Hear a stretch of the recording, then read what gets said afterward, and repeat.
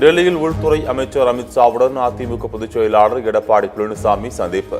தமிழகத்தில் தேசிய ஜனநாயக கூட்டணியில் குழப்பம் நீடிக்கும் நிலையில் முக்கிய பேச்சுவார்த்தை. தமிழகத்தில் கூடுதலாக 6000 வாக்குச்சாவடிகள் உருவாக்கப்படுவதால் மொத்த எண்ணிக்கை 74,000ஆக உயர்கிறது. புதிய வாக்குச்சாவடிகளை இறுதி செய்ய மாவட்ட தேர்தல் அலுவலர்களுக்கு தமிழக தலைமை தேர்தல் அதிகாரி உத்தரவு.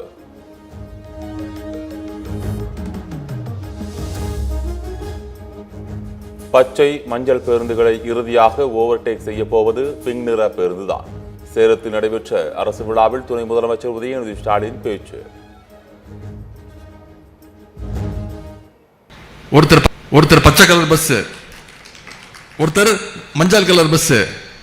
ஆனா நான் சொல்றேன், கடைசியா எல்லாத்தையும் ஓவர்டேக் பண்ணி ஜெயிக்க போவது பிங்க் பஸ் தான். மகளிர் நீங்க யூஸ் பண்ண போற முதலமைச்சருடைய அந்த பஸ் தான். மற்ற எல்லா பஸ்ஸையும் ஓரம் கட்டிட்டு அதுதான் ஜெயிக்க போகுது. பாமக அலுவலக முகவரியை மாற்றி மோசடி செய்ததாக ஜி.கே. மணி அபாண்டமாக பேசுகிறார். தேர்தல் ஆணையத்திலிருந்து அன்புமணிக்கு வந்த கடிதத்தை பார்த்து பதற்றத்தில் இருப்பதாக வழக்கறிஞர் பாலு விமர்சனம்.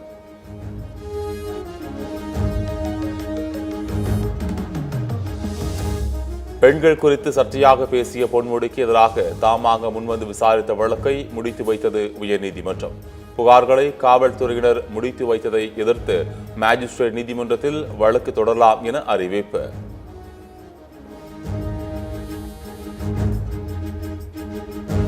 பொறுப்பான பதவியில் இருந்த பொன்முடி சர்ச்சை பேச்சை தவிர்த்திருக்க வேண்டும். காவல்துறை புகார் அளித்தவர்களிடம் முறையாக விசாரித்திருக்க வேண்டும் எனவும் உயர்நீதிமன்றம் கருத்து.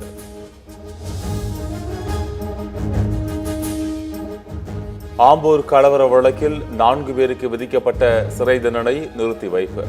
மேல்முறையீட்டு மனுவுக்கு காவல்துறை பதிலளிக்க சென்னை உயர்நீதிமன்றம் உத்தரவு.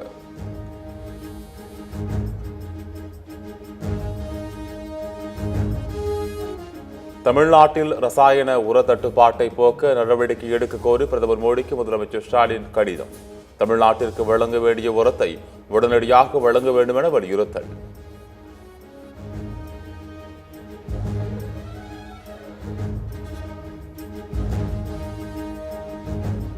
மயிலாடுதுறையில் காதல் விவகாரத்தில் பட்டியலின இளைஞர் வைரமுத்து வெட்டி கொலை செய்யப்பட்ட சம்பவம்.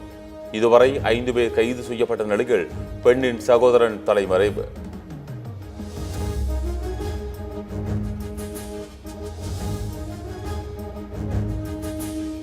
மயிலாடுதுறையில் ஆணவ கொலை செய்யப்பட்ட வைரமுத்து குடும்பத்தில் ஒருவருக்கு அரசு வேலை இழப்பீடு வழங்க வேண்டும். சாதிய படுகொலைகளை தடுக்க உடனே தனிச்சட்டத்தை இயற்ற வேண்டும் என தமிழ்நாடு அரசுக்கு மார்க்சிஸ்ட் கம்யூனிஸ்ட் கட்சி வலியுறுத்தல்.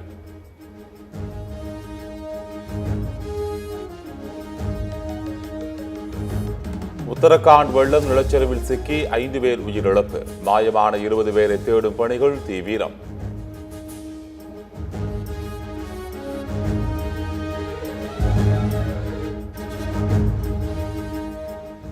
மதுரை மாநகராட்சி மேயரின் கணவர் பொன் வசந்தின் ஜாமீன் மனு நிராகரிப்பு. 200 கோடி வரி முறைகேடு வழக்கில் ஜாமீன் கோரிய மனுவை தள்ளுபடி செய்தது உயர்நீதிமன்ற மதுரை கிளை உத்தரவு.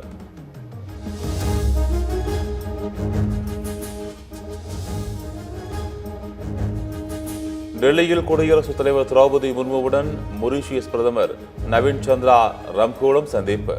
வரும் காலங்களில் இரு நாடுகளின் உறவுகள் மேலும் வலுவடையும் என்று குடியரசுத் தலைவர் உறுதி.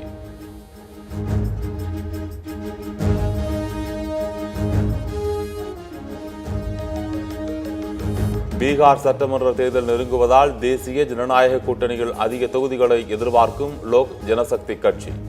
ஒவ்வொரு தொகுதிகளும் தன்னால் 25,000 வாக்குகள் வரை பாதிப்பை ஏற்படுத்த முடியும் என மத்திய அமைச்சர் சிராக் பஸ்வான் எச்சரிக்கை.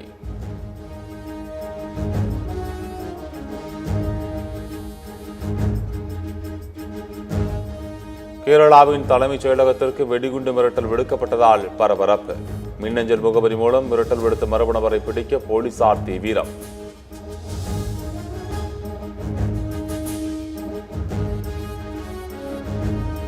அசாமில் வருமானத்திற்கு அதிகமாக சொத்து சேர்த்த பெண் அதிகாரி கைது. வீட்டில் 1 கோடி ரூபாய்க்கு மேல் ரொக்கம், 1 கோடி மதிப்புள்ள தங்கம் பறிமுதல்.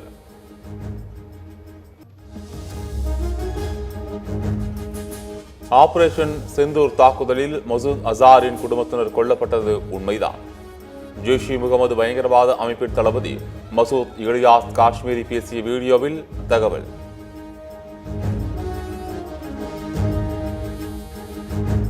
மூன்று நாள் பயணமாக இங்கிலாந்து செல்கிறார் அமெரிக்க அதிபர் டிரம்ப். இங்கிலாந்து பிரதமர் கெய்ர் ஸ்டார்மருடன் இருதரப்பு பேச்சுவார்த்தை நடத்தப்பட உள்ளதாக அறிவிப்பு.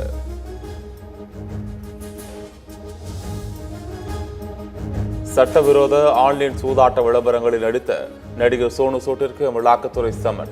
ராபின் உத்தப்பா, யுவராஜ் சிங்கை தொடர்ந்து சோனு சூட்டிற்கும் சமன் அனுப்பியது அமலாக்கத்துறை. மிகப்பெரிய அச்சுறுத்தலாக இருந்த ஓசோன் படலம் மீண்டு வருவதாக உலக வானிலை அமைப்பு தகவல். சுற்றுச்சூழல் பாதிப்புகள், தோல் புற்றுநோய், கண்புரை உள்ளிட்ட அபாயங்கள் குறையும் என எதிர்பார்ப்பு.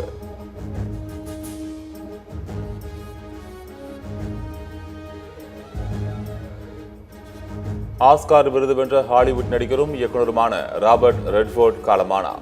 அமெரிக்காவின் உட்டாவில் உள்ள வீட்டில் உயிர் பிரிந்தது.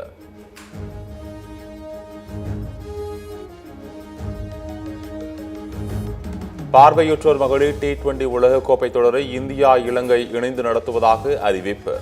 நேபாளத்தில் நிலவி வரும் வன்முறை சூழல் காரணமாக குறிப்பிட்ட சில போட்டிகள் இலங்கையின் கொழும்புவுக்கு மாற்றம்.